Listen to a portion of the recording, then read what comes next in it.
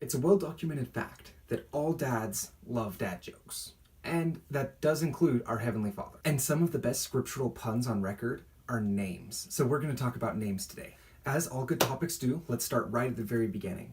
God creates the earth and he makes two people, Adam and Eve. The first mention of Adam might be surprising to some. It's in Genesis 1:26, when God says, "And let us make man in our own image." Because man in Hebrew is Adom, Adam. But this name Adam goes so much deeper.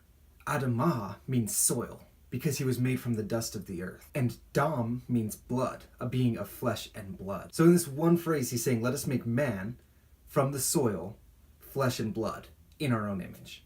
Pretty intense, right? But Eve is first called woman until after she's able to bear children, when she becomes Chava, meaning life.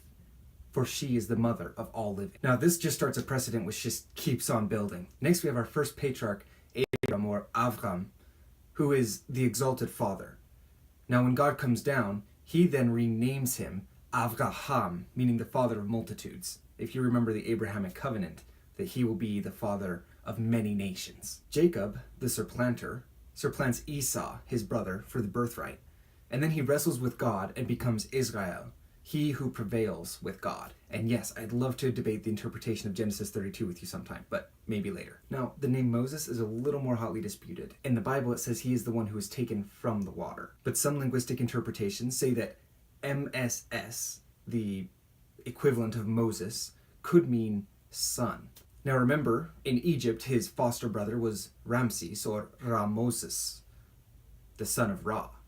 So it would make sense that Moses, being the son of Elohim, could be El-Moses or Mosesel. Now, God being as clever as he is, when he appears in vision to Moses, right after introducing himself, the first thing he says is that thou art my son, or you are my Moses. Nephi likely meant good in Egyptian. So what is the first thing he writes when he makes his record?